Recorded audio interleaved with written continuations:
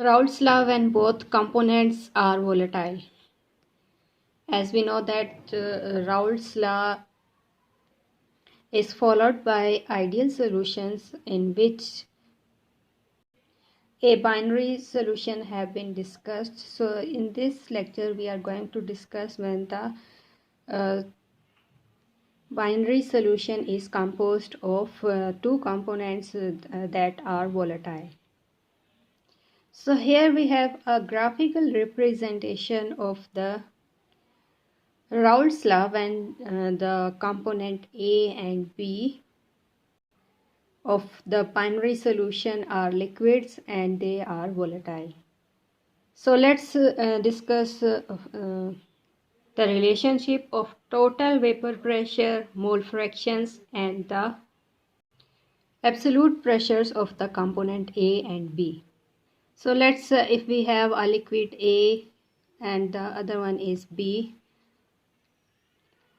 the absolute pressures or vapor pressure at the pure states for these two solvents or the components are represented as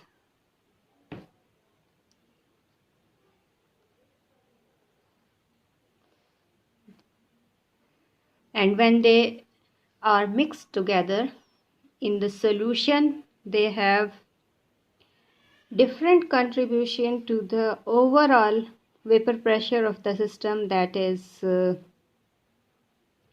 total vapor pressure of the solution, in which liquid A will have contribution of PA and the B will have PV. So here we have 5 types of vapor pressures. This one is the vapor pressure of the solution, that is the total vapor pressure. PA naught is the vapor pressure of liquid A when it's in pure state, whereas PB naught is the vapor pressure of the liquid B when it's in pure state. But when these liquids are mixed, they have their own contribution to the total pressure of the solution with respective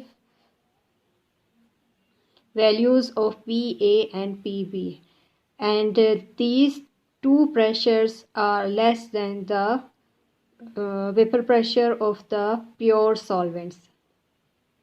Because of the development of solution composition which cannot be a pure liquid A or pure B. Both components also exhibit mole fraction values of XA and XB. So we can apply the first definition of Rawlss law on both components, that is the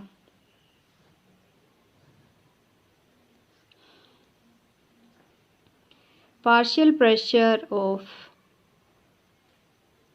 a component is equal to the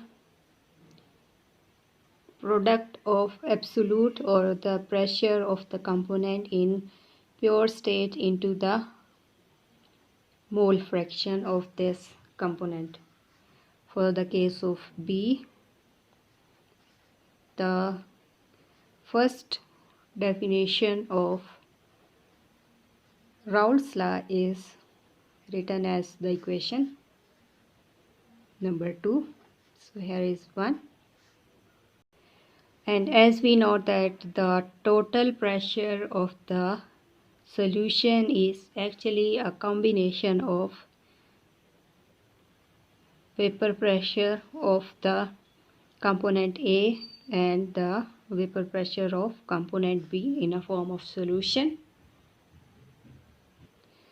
So according to equation number 1 and 2, we can write that it will be equal to the pressure of that is vapor pressure of liquid A in pure state into its mole fraction and vapor pressure of component B at pure state and mole fraction. So here we get the equation number 3. As we know that the total mole fraction of the solution is equal to 1. Let's have only one mole fraction of one component. So for example, for the case of B, XB will be equivalent to 1 minus XA according to equation number 4. So by replacing the value of XB in the equation number 3, we get the total vapor pressure of the solution is equal to the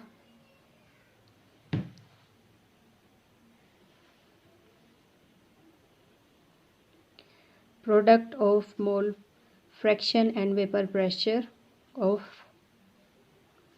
component A, and for this one we can write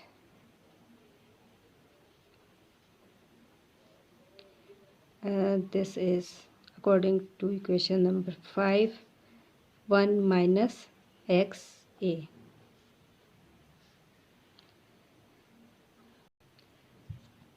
So by rearranging this equation we get total pressure of the system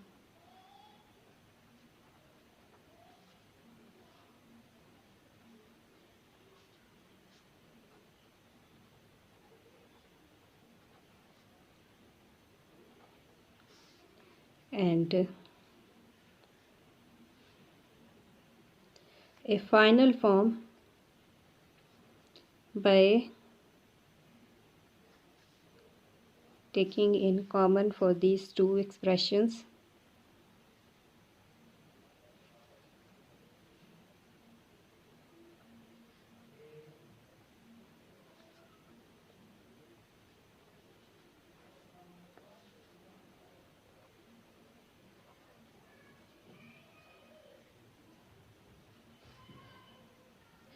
So here we get the equation number 6, which tell us that the total vapor pressure of the solution depends upon the vapor pressure of pure component and mole fraction of component A at a given temperature. The values of PA0, PB0 and PB0 are the constants. Hence, the total vapor pressure of the solution is depending on the mole fraction of component A. So here one thing is to keep in mind that when the mole fraction of component A is changing, then that of B also changes. So it means that the mole fraction of both A and B control the total vapor pressure of the system. So now come back to the graphical representation of the Rawlss law when these two components are volatile. So this graph is obtained when we prepare various solutions and their vapor pressure are measured accurately along with the vapor pressure of the pure components. So here we have a range of mole fraction of component A and the component B, and the respective total pressure of the system is presented by a line that is in blue color, and the vapor pressure of component A in the solution is represented as red line. So for PA,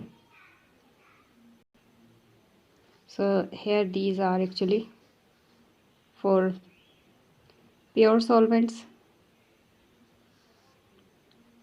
So this line represents the variation of vapor pressure of component B, and this line is representing the total vapor pressure of the solution at different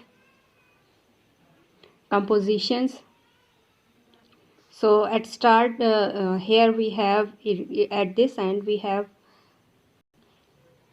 the mole fraction of component A is 1, whereas the component B is 0. It means that we are taking the liquid A as pure liquid, and the total vapor pressure of the liquid A will be equivalent to the vapor pressure of the component A at pure state. Similarly, here we have mole fraction of component B, which is equal to 1. It means that we are taking the pure liquid B and the total pressure of the system is equal to the vapor pressure of component B at pure state. In between these two extremes, we have a series of combinations of liquid A and liquid B with different mole fractions, but overall mole fraction of the solution is still equal to 1. For example, if we have 50% of liquid A and 50% of liquid B, so the total vapor pressure of the solution is represented as point A, and the liquid A will participate in the total pressure of the system, that is this value that is represented as B and C. Whereas for the same composition as this line is representing the vapor pressure of liquid B in the solution, so the contribution of liquid B for this composition will have CD value, which shows that the component A is more volatile because the vapor pressure of component A is higher in pure state as compared to the vapor pressure of the component B at pure state. So the at equal contribution, the liquid A will contribute more than the contribution of component B. Similarly, now take another point. For example, here the composition can be around about 0.12, and for this one it can be 0.88. So here the contribution of component B vapor pressure of this amount, and for the A is this amount. So here we can see that there is an intersection point where the contribution of the component A and component B, because both lines are intersecting at the same point, it means that the component A and component B both have 50% contribution towards the total pressure of the solution. So here the composition of the solution, here we have the composition of the solution, and here we have composition of the vapor pressure.